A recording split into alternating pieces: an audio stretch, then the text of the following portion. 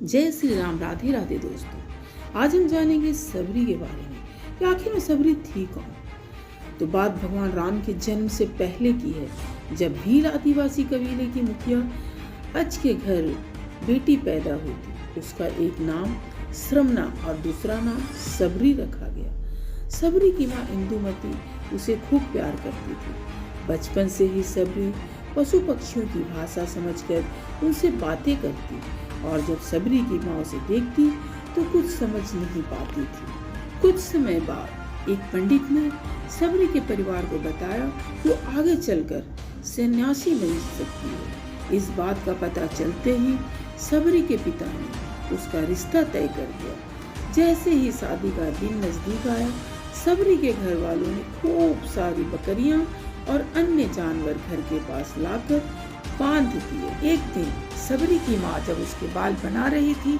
तो उसने माँ से पूछा, इतने सारे जानवर हमारे घर क्यों लाए गए हैं? माँ ने जवाब दिया, बेटी तुम्हारा विवाह होने वाला है, इसलिए हम लोगों ने इनका इंतजाम बलि के लिए किया है।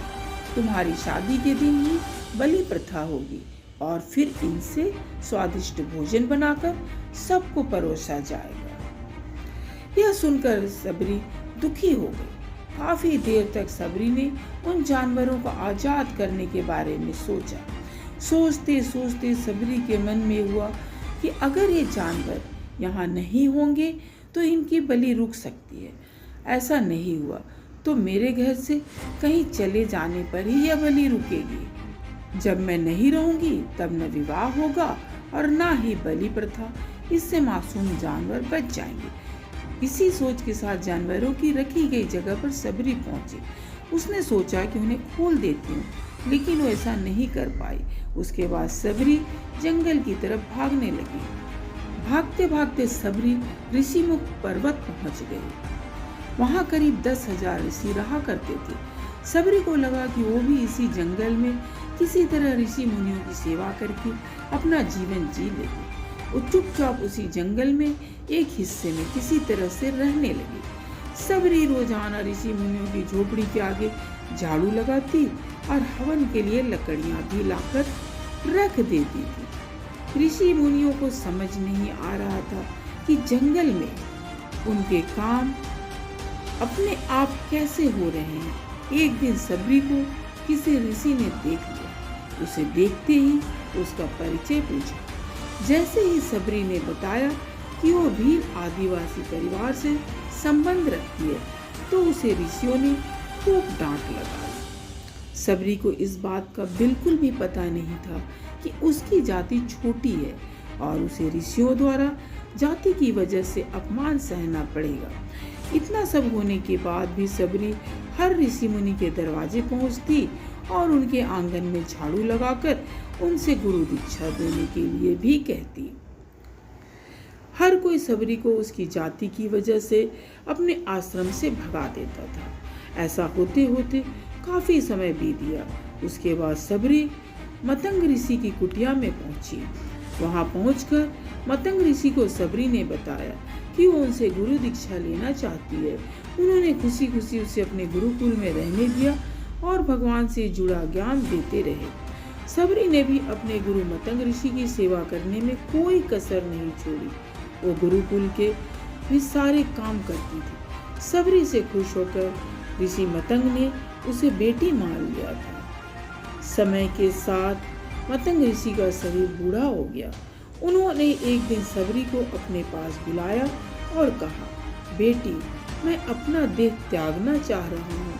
बहुत साल हो गए इस शरीर में रहते रहते। सबरी ने दुखी मन से कहा, आपके ही सहारे मैं इस जंगल में रह पाई हूँ। आप ही चले जाएंगे तो मैं जीकर क्या करूँगी? आप अपने संग मुझे भी ले जाइए, मैं भी देह त्याग दूंगी। मतंग ऋषि ने जवाब दिया, बेटी तुम्हें चिंता करने की जरूरत नहीं है। राम तुम्हारी चिंता करेंगे और ध्यान भी रखेंगे। सबरी ने राम का नाम सुनने के बाद पूछा, वो कौन है और उन्हें मैं किस तरह से ढूंढूंगी? ऋषि मतंग ने बताया, राम कोई और नहीं भगवान है। वो तुम्हें सारे अच्छे कर्मों का फल देंगे।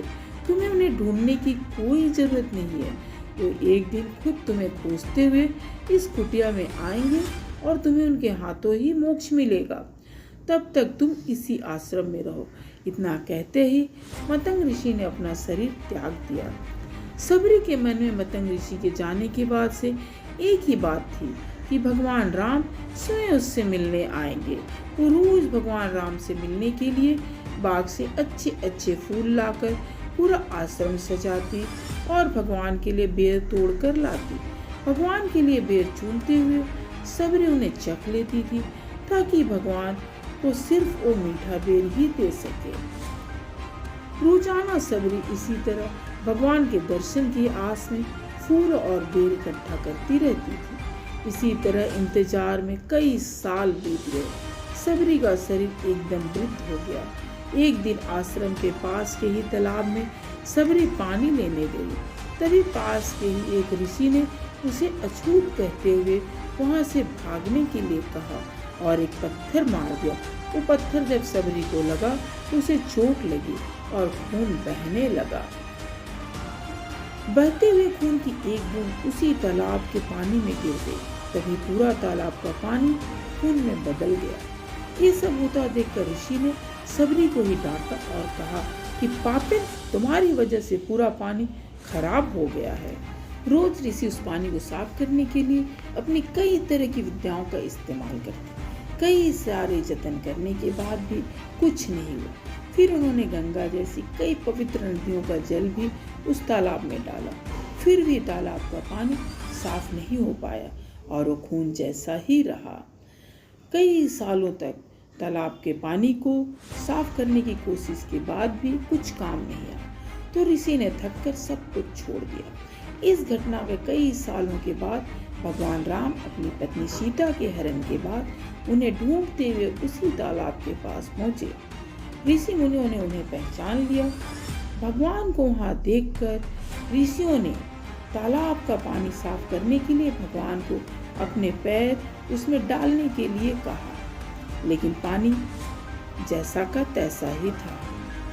ऋषि मुनियों ने भगवान से भी कई अन्य जतन करवा, लेकिन वो पानी जस का तस खून जैसा ही रहा। तो भगवान ने ऋषियों से पानी के रक्त में बदलने की कहानी पूछी। तब ऋषि ने सबरी को पत्थर मारने वाली सारी बात बता दी। उसके बाद कहा कि वो महिला ही अपवित्र है, छोटी जात की है, इसलिए ये सब हुआ। उसी वक्त भगवान राम ने कहा, ये सब आप लोगों के खराब वचनों से हुआ है। सबरी को इस शब्द बोलकर आप लोगों ने उसे नहीं बल्कि मेरे दिल को भी घायल किया है।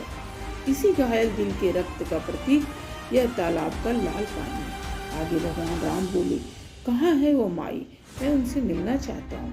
तब तक सबरी उसी तालाब के पास पहुँच जाती है।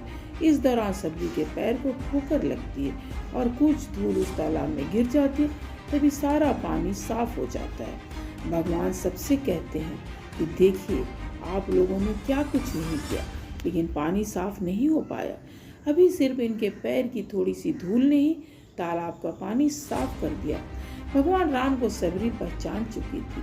उन्हें प्रणाम करके सबरी ने कहा, भगवान आप मेरे साथ कुटिया में चलिए। भगवान भी खुशी खुशी सबरी के साथ चल पड़े। फूलों से सबरी ने भगवान राम का स्वागत किया।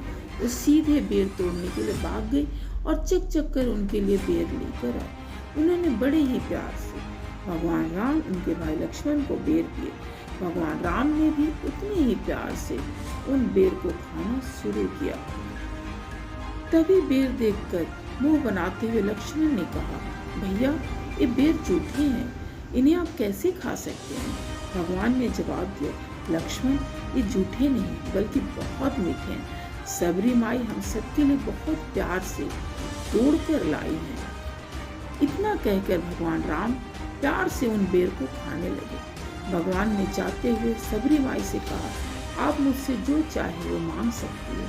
सबरी ने उन्हें कहा, मतंग ऋषि के कहने पर मैं आज तक सिर्फ आपके दर्शन करने के लिए जी रही थी। अब आप मुझे मोक्ष प्रदान कीजिए।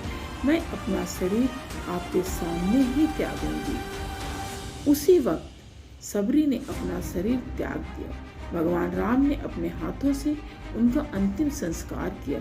और सीता माँ की खोज में आगे बढ़ गए। इस तरह से ऋषि मतंग की बात सच साबित हुई और सबरी को भगवान राम के दर्शन भी हुए।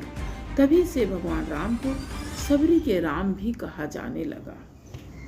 दोस्तों, हमें इस कहानी से यही सीख मिलती है कि यदि सच्ची श्रद्धा हो तो भगवान के दर्शन जरूर होते हैं। यदि आपको आज की हमारी ये वीडियो सबरी की जानकारी अच्छी लगी होगी तो प्लीज़ लाइक शेयर सब्सक्राइब जरूर करें। धन्यवाद। जय श्री राम। राधे राधे।